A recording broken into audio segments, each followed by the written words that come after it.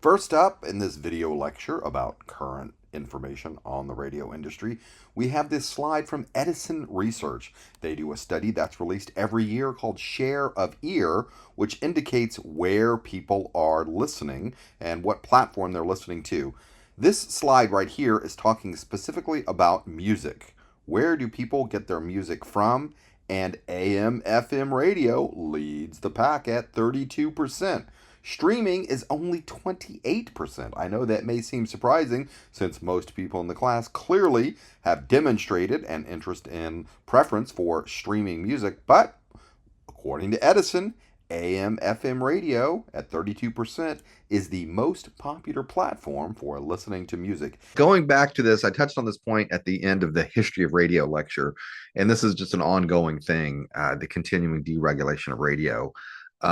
With the Telecommunications Act of 1996, the government said it was okay to let a handful of major companies dominate the radio industry, whereas previously there was a very, very low number on the number of radio or television stations that one entity could own. In 96, the internet was coming up. The internet was already out in 96.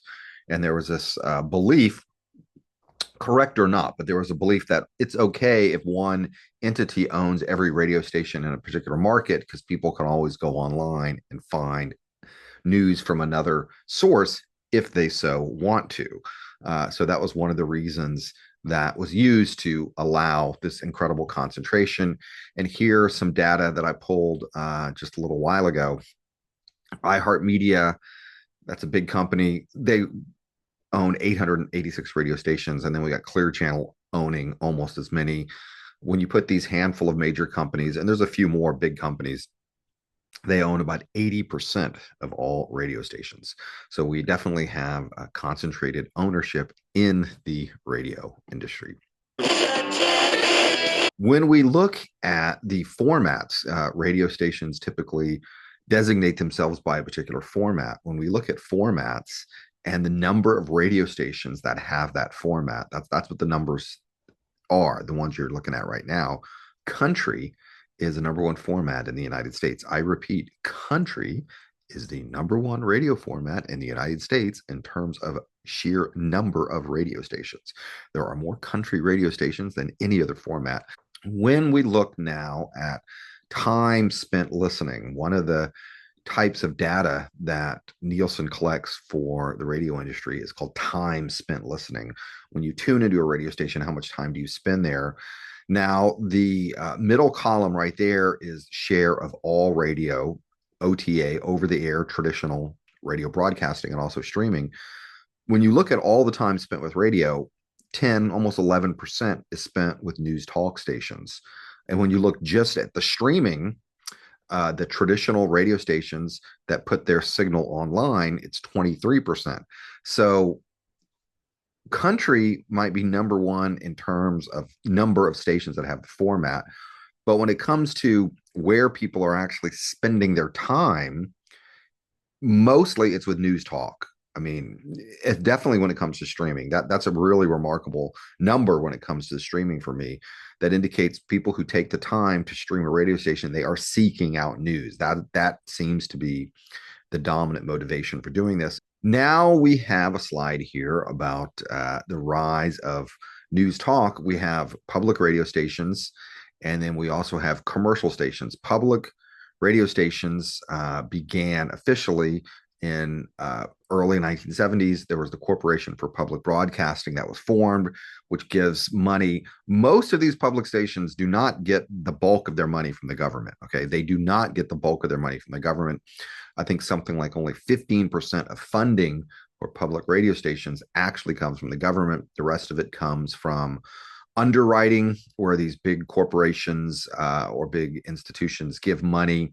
It's not an ad. There's not an ad on public radio, but we'll say this show was brought to you by the Ford Foundation. That's called underwriting.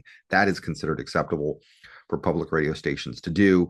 Public radio stations do not have commercials. A commercial is designed as designated as something where they actually give you a price, and there's an explicit call to action. Come on down to Bob's Toyota today, buy a car for this much. That's an ad. If a public radio station like KPBS, which is located here on campus, if KPBS were to say, hey, this show is brought to you by Bob's Toyota, that's okay. That's considered underwriting. That's not a commercial. However, when these public radio stations put their shows online as podcasts, they don't have the same type of FCC rules. They are allowed to do commercials. Okay. So public radio stations are allowed to do commercials when they put their stuff online. They're not allowed to do it by FCC regulation. They are not allowed to do advertising over the airwaves. They are often criticized as leaning left. I do not. I reject that, strenuously reject that. I think public radio stations are very, very good about just presenting different points of view. And if that point of view is not something that conservative politicians want to hear, that doesn't mean it's leaning left. It just means it's a factual point of view. Now, when we look at talk shows on AM, the AM band is mostly news talk. Most of the music formats have migrated to FM many years ago. When you look at the AM talk shows, they are dominated significantly by conservative points of view. There's a guy named Rush Limbaugh, who's now deceased. He was by far the most popular radio host in the United States. He had this title for years. Extremely, extremely conservative.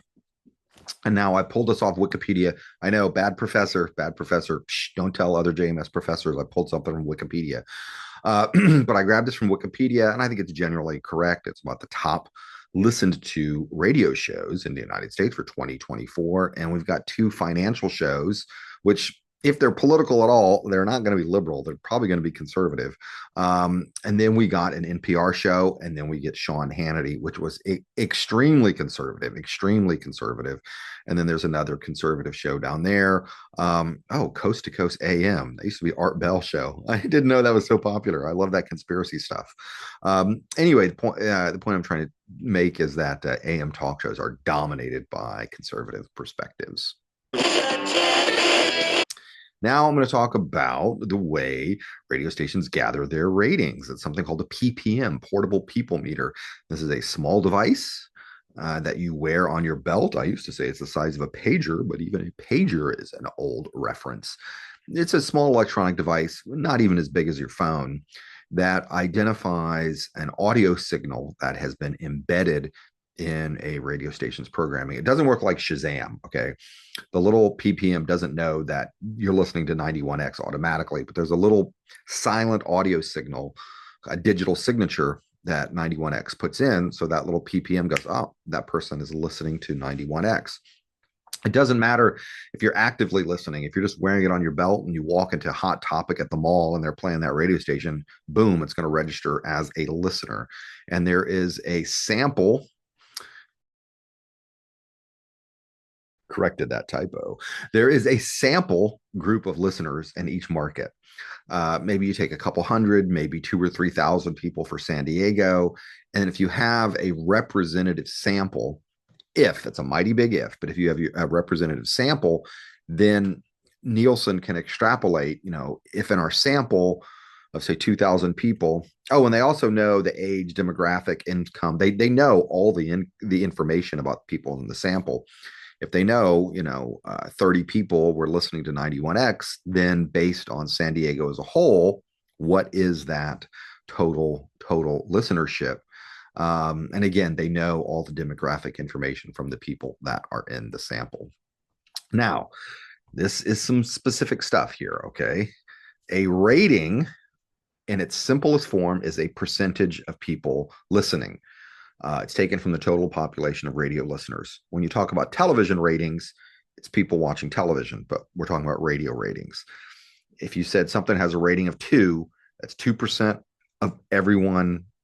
A rating of 2 is 2%, okay?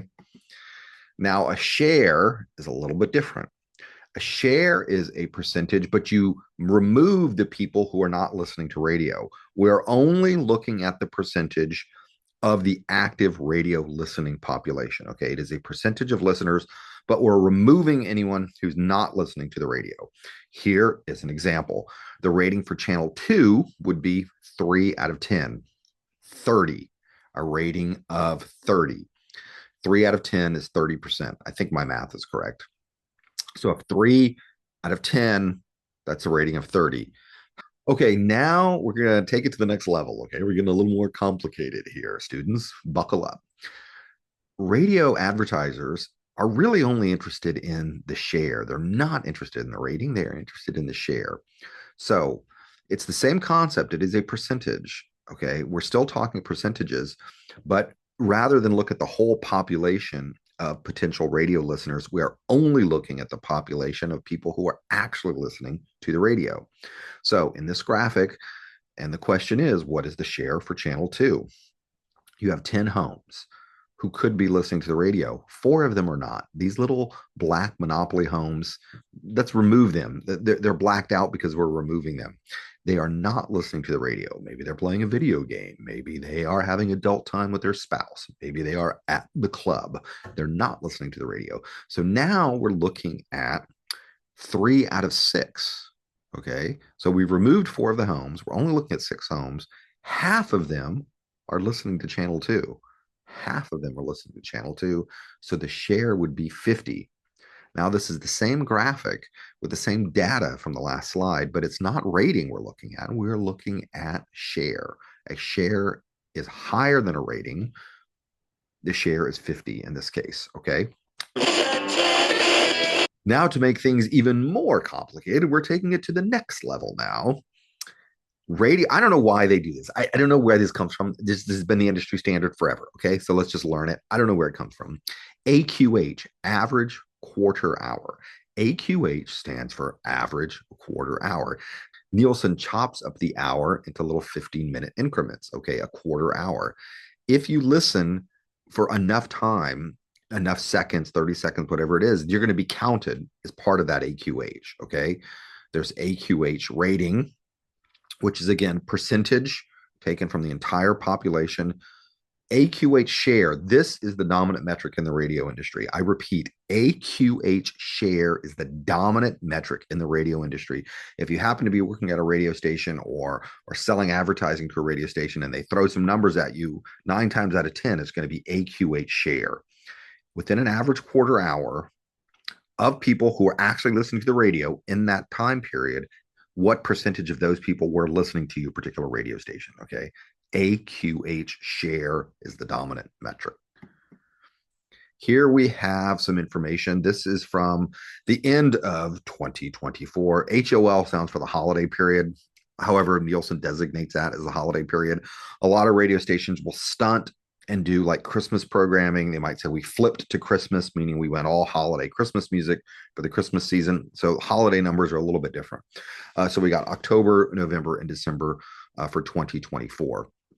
We're looking at New York, the New York market. New York is the largest urban market, largest market within Nielsen's terms. iHeartMedia. And then, iHeartMedia has 3 of the stations that are number 1 right there. AC stands for adult contemporary. Okay. AC stands for adult contemporary. Now, when we're looking specifically at San Diego, again, we have an adult contemporary station at the top. And look at there's 3 stations here on the top that are owned by the same company. And then we got an iHeartMedia. And then KPBS, which is connected to San Diego State, is up there. And when you look here, December 2024, that is AQH share. Because there are so many different radio stations in a market, the shares are usually in the single digits. You know, if you get something like a 10 share or a 15 share, that's phenomenal because there are so many different radio stations. If you can get 5, 6, 7, that's enough. That is enough to be considered a hit. And what is this local media? Yeah, this is Magic 92.5 right here. This right here, the local media station. That's the one where my stellar PSA appeared on. All right, I want to talk here for a moment here about public interest. I know I covered the public interest concept in the history of radio video lecture, but I want to come back to it here, just to really harp on it and really stress on it because I think it's brutally important. I would say this incident happened some time ago, almost 20 years ago. There was a train derailment in Minot, North Dakota. Okay, sounds like something out of a science fiction movie where you'd have to go live in the basement with John Goodman. Poison gas is released in Minot, North Dakota. True, it really happened. I'm not making it up. Okay. Train derails, poison gas is released in Minot, North Dakota. The authorities try to contact the local radio stations to broadcast an emergency message, which would seem like an ideal time to broadcast an emergency message. Hey, don't go downtown. You're going to get your face melted off. You're going to die. Don't go downtown. They cannot contact a single person at any radio station because none of the radio stations had human beings working at them. They were all automated or being controlled remotely. There's something called voice tracking, where a DJ in one town records his voice and it's transported through the internet and appears somewhere else. There was not a single person working at any radio station in the area. None of these radio stations were fulfilling their public interest mandate. And when you have these major corporations buying all these radio stations 20, 30, 40, they can operate them in this cost cutting measure where they have one DJ pretending to be at 10, 15 stations. Something like this could happen. And something like this did happen. So this is an example of what can happen when radio stations are not really responsive to the public interest mandate the way that they should be. The public interest mandate only applies to over-the-air traditional broadcasters, okay? It does not apply to Pandora, Spotify, streaming, anything. It does not apply to online radio station. It only applies to traditional over-the-air radio stations. Is that correct? Should we fix that? I don't know. It's a big question. It's the kind of thing that I like to think about. But just know that public interest mandate does not apply to online radio stations. Now we have streaming, which is where I think y'all are. And I know that's the way y'all listen to music. These streaming stations have been around for many, many years now. And they're called online radio, but they don't function exactly the same way radio stations do. Traditional radio stations are when one person or one entity is broadcasting to a lot of people and everyone listening is listening to the same thing simultaneously. We've now gotten into a world with on demand where people are listening to different streams at different times. And there's an algorithm that is used, and I assume y'all know all this. There's an algorithm that is used to sort of customize your individual stream. So if Spotify or Pandora or whatever I'm using knows that I like this kind of country music, I don't like that kind of country music, I don't like the vocal harmony of the Beach Boys, I hate the Beach Boys, and I hate the Grateful Dead, don't play that for Arsenault, play him something else. So we're not listening to the same thing, we're listening to similar things. And then the music licensing is also incredibly complicated. And these platforms like Pandora and Spotify pay different rates for the music that they stream versus traditional terrestrial over-the-air broadcasters. Okay. They do pay money. We talked about that, or I think we talked about that in relation to the music industry. They do pay money, but it's a different rate. It's a different rate than everybody else. And when it comes to, I found this is from last year, 2024. They did this poll about, like brand awareness, and Pandora has more brand awareness than Spotify, than Apple Music, than anyone else.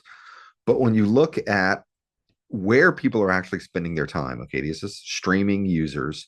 When you look specifically at streaming users, this is for last year, 2024. Spotify doesn't have the number one brand awareness, but it seems to be the largest platform. And when you look at people 20 to 30, 12 to 34, that's y'all, I think most everyone here in JMS 200, it's probably in this age group, it's 55%. But then YouTube is still really high. I listen to YouTube music sometimes, I guess. I'll put on a video while I'm at the gym or something. But it just strikes me a little unusual that it's as high as it is. Anyway, so Spotify, not number one in terms of brand awareness, but it's definitely number one in terms of where people are spending their time. And then to try and fight off the popularity of these streaming platforms, iHeartMedia, that's a big media company, owns all these radio stations. They have their own platform called iHeartRadio, which is the industry trying to respond to make sure that if you're listening to the radio over the air or online, they want you to be listening to one of their companies so they could sell ads. Now, satellite radio, I think I'm probably long on time, but I got to cover satellite radio. It emerged about 25 years ago. There were two different radio stations. We had XM and then we had Sirius. These are or were subscription-based platforms, meaning if you did not pay, if you don't pay, the signal that comes is encrypted and you cannot listen to it or cannot listen to it easily. Um, the two companies were allowed to merge, and this is interesting when it comes to legality. This is very interesting. Having a form of media, satellite radio, that is controlled by a single company, that's the very definition of a monopoly. It seems contrary to the laws of the United States because we don't like monopolies. The argument from Sirius and XM was that this is what the argument they made to the government: if you do not allow us to merge, if you do not allow us to merge, there will be no satellite radio. So the options for the US government was you have satellite radio dominated by a monopoly, or you have no satellite radio. So the government, because they want to increase diversity and they want people to have options in terms of viewpoints, they allowed the two entities to merge, which is why we have one satellite radio company right now. The FCC doesn't have oversight. The FCC controls traditional over-the-air broadcasting, doesn't control satellite, which is why Howard Stern, when he moved to satellite, this was some time ago, he's allowed to talk as vulgar as can be. I tried to listen to some Howard Stern the other day. The guy can be intelligent. The guy can be witty. The guy can be very funny. It was a unbelievably detailed and rather graphic discussion about, I won't even get into it. It was just something I didn't want to hear. I don't want to hear people talking about this. It's very, very popular in automobiles. I think that's how satellite radio survives, is because so many people pay to listen in their automobiles. It is a subscription-based platform. People pay for it. There are ads on satellite radio, but the dominant form of funding is subscriptions. That makes it distinct from regular radio. And in conclusion, here's some key points you should walk away with. AM is the first form of radio. FM comes next. Satellite radio is subscription-based. The public interest mandate does not cover online radio. You should know that. And you should probably be able to define what the public interest mandate is if you were ever asked to do so. And just know that the royalty rates for radio vary by platform. On demand versus streaming, there's a lot of different factors as well. That's it for this video lecture. I think I went a little bit long, but hopefully you all got something out of it. Oh, and hey, if you're driving today, watch out for the 15. I heard the left lane is closed for an accident. Be careful out there.